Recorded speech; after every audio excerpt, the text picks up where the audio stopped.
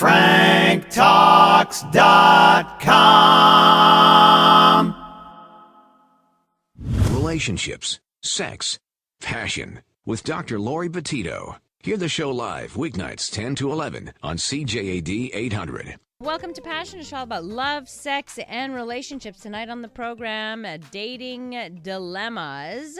That means once a month we talk about dating. We focus on dating. So if you have questions, we have the answer. This is our main focus. And every month, Frank Kermit joins us. He is a dating coach. He's the author of over 10 books and a whole bunch of audio lectures. He's also the relationship columnist for thesuburban.com. His website is franktalks.com. And he joins me every month to answer your questions. So, Frank, welcome back. Well, good to be here. Always good to have you here. So we want to open up the lines. I know that, Frank, you have your own following on Facebook, and when you announce it, people actually ask questions through Facebook, which you can do on Frank's Facebook page. You can also text in tonight at 514-800. You can also call in with your question at 514-790-0800. And by the way, coming up after 10:30, we'll be speaking about an interesting new dating site called datingfound.com. But they did a really a study, a rather large study with like 3,500 different profiles, and they looked at pictures, and they looked at what was more successful, the types of pictures that people responded to. So we'll find out a little bit about that. Hey, if we can help in any way, that's what we want to do here, right? Exactly, and I think that's a fantastic study. It's going to provide a lot of great information. And get good insight as to maybe there's little things we can tweak in profiles and such. Sometimes the smallest change can make the biggest difference in making a connection. And I think that's a really important point. I've heard from people who have been online for years. And like I just heard this from a friend not that long ago. Nobody contacts me. She says like, okay, my profile's been there. It's been. Well, maybe it's time to do something. Maybe it's time to analyze that profile. The definition of insanity is to do the same thing over and over and over. Expecting the same response. And expecting a different response. Right. And this is one of the things I also see in coaching, which is people continue to do the same behavior that has not worked for them in the past. And this is why we try different behaviors, different techniques, different practices that will allow them to make a better connection in terms of what they want. Right. Sometimes we hold on to the things that we're comfortable with, and we don't really want to stretch that comfort zone. And sometimes adding a bit or being a bit more daring or being a bit more open or being a bit more forthcoming is scary. Yep. As well as for some people who maybe are very boisterous and are really out there and really in your face, it could be just as scary for them to tone it down because they're not used to taking a softer approach. Mm-hmm. So some people come on too strong, we need to work on them to make sure they tone it down, and they start to feel vulnerable sometimes. Interestingly, I heard a story from a woman who was telling me that she went on a blind date with someone, and the entire time, so spent 2 hours having coffee, and the entire time the guy didn't ask her one question about herself. For 2 hours, spent time just talking about himself. Almost like a sales job, like this is me, but never asked her age or her status or anything, her job, nothing. Do women really want to be asked about their age? I forget the age, but at least whatever it is, you know what I mean? But let's also remember that for some guys, they see the date as the audition, and they're trying so hard to impress. Look at what I can do. Look at everything I've accomplished. Look at what I can offer.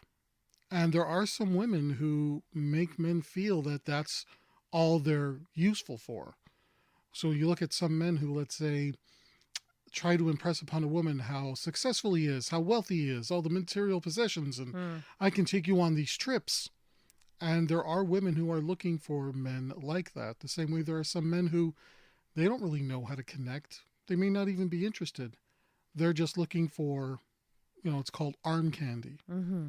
So there's a match for everybody out there, even if it's not necessarily what would be in their best interest or what would be maybe a more spiritual connection. But every method works on somebody. Right. It depends what you're looking for. But Exactly. if, you're being set up on a blind date for the purpose of possibly seeing if could be a relationship, and the person asks you nothing about yourself, there's a faux pas there. Well, there's a faux pas, but I think it's on the person who set them up. Because Why would it be? Why would it be? Why would it have anything to do with the person who set them up? Because the person who set them up should have had some sort of an idea as to why these two people would have connected. There had to be a reason that person says, well, I'm going to they're both single. Yeah, Okay. they're single, and, why not? What could it hurt?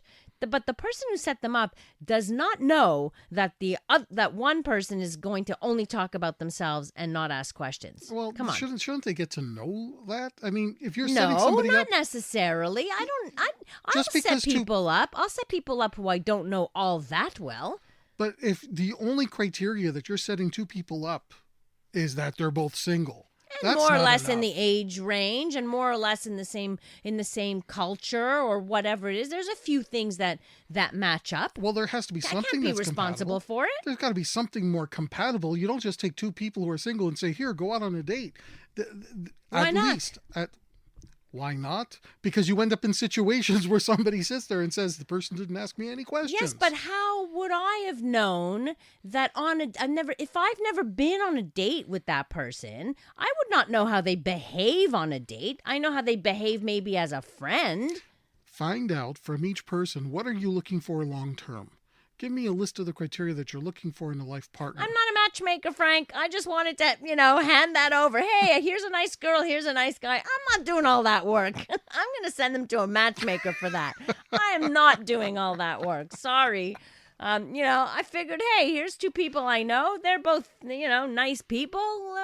And Go if have they're- coffee together. And if they're absolutely adventurous, it's a great opportunity to meet somebody new. There you But go. you have That's to my go in- hope. But you have to go in with expectations that if the only criteria is that, well, you're single, you're sort of in the same age group, and you're kind of have the same background, you got to go in there knowing that it's got a 50-50 chance of being a great date versus a horrible date. Oh, even less than that. Look, there's no guarantee that's going to be a great date. My point in telling you this, actually, was that when somebody's on a date, it is not a monologue, as this texter says. Sounds like the monologue is more reflective of narcissism than anything else. Could be, or it could be insecurity. The person doesn't want to leave, just wants to talk because either they're avoiding intimacy and avoiding, opening themselves up even more, because usually that's kind of surface stuff that they share. But to me, it just spells like, okay, you're awkward. Like, you don't know that you're supposed to show interest in a person that you're dating. Shouldn't you be showing interest? It's just logical. And so to me, that person needs to be coached into what it is to be on a date. But it's not intuitive. Right. Okay, So it's they not- got to learn. They got to learn. Okay.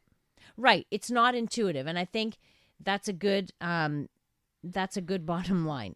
We think it's intuitive. Often we think that the whole dating process and meeting people, but for many, it's an awkward process.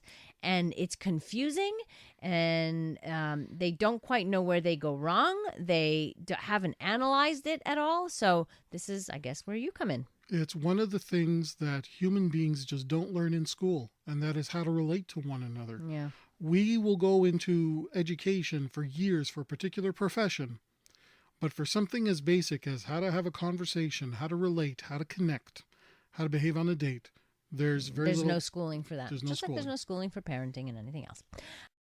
This texter says, there's no schooling for shopping either, but I strongly doubt anyone would invest thousands of dollars into purchasing a car without any information whatsoever. Yeah, you need information. I mean, that's the bottom line. You need information, but you also have to know what kind of questions to ask. Right. If you don't know what it is you want long term, if you don't know what kind of lifestyle you want day to day and the type of partner you want long term, and we're talking here for So it's just like a car, actually. Just like a car. You got to know what features you absolutely need and which ones you can do without. Exactly. Those will teach you what questions to ask when you're going out on a date. In fact, if you're getting set up on a blind date, since we brought that up earlier, you know some questions to ask, saying, listen, I'll go out on a date with you, but can we talk on the phone first? I got a few questions for you. Mm-hmm. And that might give you an indication as to whether or not you want to go through with the blind date. That's a good plan, actually. I know. Right. Shut up. That's why they love me. Yeah. Need help with love, sex, dating, or relationship issues? Help from Frank Kermit, the best-selling author and Canada's most international relationship coach, is only a click away at franktalks.com. franktalks.com. franktalks.com. franktalks.com. franktalks.com.